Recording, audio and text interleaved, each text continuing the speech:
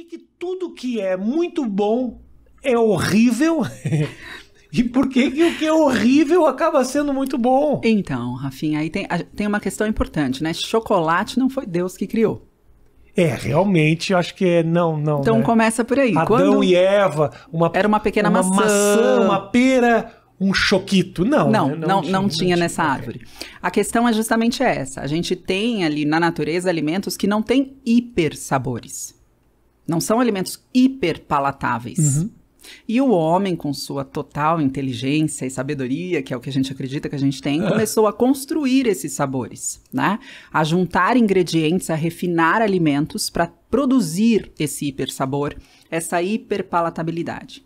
Tá. Só que o que acontece? Nós temos uma resposta natural à fome e saciedade. Nascemos com esta resposta, com esse centro de saciedade e fome extremamente bem reguladinho, né? Tanto que um bebê, ele está no peito, sendo amamentado, e é ele que decide quando ele vai parar, né? Não é a mãe que tira ou que põe, ele pede e ele para, porque ele recebe esse sinal natural. Uhum. Nós temos também um sinal, que é um sinal atrelado ao prazer. Então, a alimentação, ela necessariamente ativa esse centro do prazer, para que seja um ato que você faça continuamente, para que você faça muitas vezes, que inclusive é uma forma de perpetuar a sua existência na Terra, né? Então, duas coisas naturalmente vêm atreladas ao prazer: procriar e se alimentar, para que você continue. Que muitas vezes acontecem na mesma cena.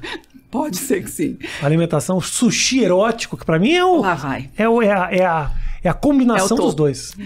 E aí, o que acontece é que quando você começa a criar estratégias para que este centro, então, hedônico da alimentação seja muito mais ativado do que os seus sinais fisiológicos, esse sinal hedônico se sobrepõe ao fisiológico, a essa fome do estômago vazio, né? Conduzida aí por hormônios e tal, mas você tem um outro sinal muito mais forte. Então, na natureza, isso era maravilhoso. Nossa, achei um abacate, né? Uma caloria, cremosidade, come inteiro. Porque você precisa... Deus fez isso. Okay. Guardar essa... Ele fez... Tem fibra lá, vitamina, mineral. Um alimento bem completinho. Coma tudo que você puder, porque você não sabe quando você vai encontrar outro, né? Nós crescemos e fomos aí criados num ambiente de escassez, lá atrás. Então, todo alimento que tinha muita cremosidade, ou seja, gordura, era um alimento que ativava necessariamente esse nosso sistema hedônico para que a gente comesse em maior quantidade e, portanto, acessasse mais energia. O que acontece é que, basicamente, todos os alimentos hiperpalatáveis, muito saborosos, que a indústria hoje nos proporciona, são ricos em energia. Delícias. Gordura, né? Então você pega um alimento... Então isso. A gordura que naturalmente estava na natureza como algo gostosinho. E aí mistura-se com um açúcar de mesa, para ficar um pouco mais gostosinho do que o abacate. E aí você tem esse sinal muito forte, que se sobrepõe realmente à sua fome. Às vezes eu pergunto para os meus pacientes, né? Quantas vezes você é conduzido à alimentação por fome? E alguns pacientes falam, nossa, acho que eu nem lembro a última vez que eu senti fome. Eu comecei a acostumar a comer no horário que todo mundo come. Eu nem sei se eu tô com fome, mas eu como. Sim. E aí, às vezes eu acabei de comer e eu tô com fome. E não é fome, né? É uma vontade. É vontade daquele docinho. Então, a gente responde hoje muito mais à vontade. E, obviamente, a gente tem uma oferta maravilhosa de alimentos hiperpalatáveis e saborosos, né? Que não são naturais. Que não foi Deus que pôs ali na escolha pra gente. Mas que fica muito difícil mesmo. E aí você começa a ver que a minha geração, estou me chamando de velha aqui declaradamente, mas a minha geração, ela tinha acesso a esses alimentos saborosíssimos, ricos em açúcar, a bebida açucarada, uma vez por semana. No final de semana isso era liberado até porque era caro. Você está falando por você. Nós temos a mesma idade que você e meu acesso era muito mais simples. Era bem tranquilo. Nossa! Minha mãe comprava engradados de Coca-Cola. Maravilhoso, mamãe de Rafa. Vinha engradados com 24 garrafas. Toda semana vinha um cara, Matheus, com uma Kombi que passava lá e falava, olha, trouxe as Coca-Colas. E você podia tomar todo dia. Eu podia tomar todo dia. E também ela comprava pacotes de mini pizza.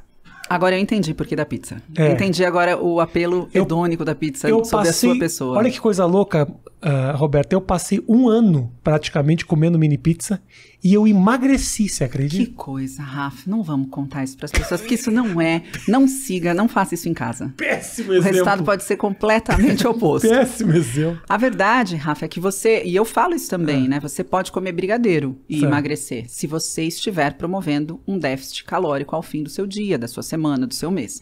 Então, se você comia mini pizza numa quantidade que era menor do que a quantidade energética que você necessitava no dia, se você tinha uma atividade física intensa, por exemplo, que eu sei que você tinha. Tinha. Muito provavelmente, mesmo sendo um alimento hiperenergético, né, de densidade energética muito elevada, dificilmente ele chegava a te promover ali reserva de gordura.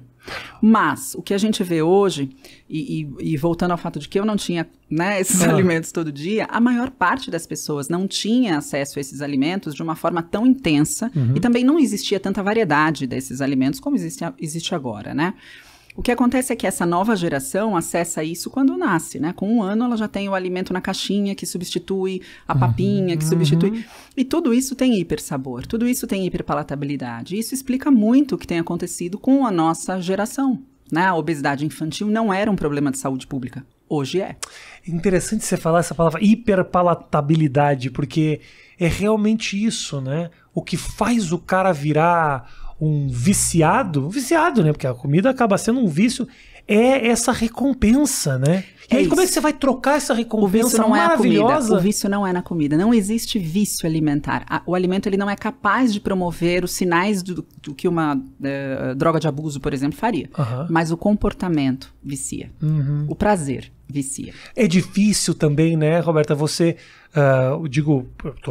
obesidade mórbida, alguém que tem realmente um sobrepeso gigantesco, essa pessoa está acostumada com um sabor que é algo assim, criado em laboratório para ser, né? Exato, e essa é a estratégia da indústria, né? Coma um, aí vai trocar por um brócolis, porra, é difícil mesmo, né? Exatamente. E é aí que tá, né? No momento em que você pretende mudar toda uma alimentação e um comportamento alimentar desse indivíduo, não é tão simples assim, não é uma questão de força de vontade apenas, não é uma questão apenas de falta de vontade daquele objetivo, mas é porque realmente você tem todo um sinal químico, neurológico, né, acontecendo para que esse indivíduo se mantenha fazendo o que ele está fazendo. E é um sinal que nos é evolutivo. Quando você encontrar esse hipersabor, essa cremosidade, usufrua para que você viva, continue. Da mesma forma que a atividade física não é algo que você sentado no seu sofá, no ar-condicionado, pensa, seria muito mais gostoso eu estar treinando. Isso não acontece. Na verdade, a gente tinha na natureza um impulso de atividade física para a sobrevivência. Casse, suba na árvore, vá buscar água andando, não tinha outra opção. Era isso. Agora aqui você tem essa opção, né? Peço no telefone minha comida, eu fico de pé, preparo, vou caçar um boi. Você tem essa opção e você não vai optar por gastar energia, porque isso não é o natural. O natural é reserve, se proteja. Então, por isso que é tão difícil hoje, na modernidade, com tudo que a gente tem à disposição, a gente falar não. Isso é uma questão de força de vontade.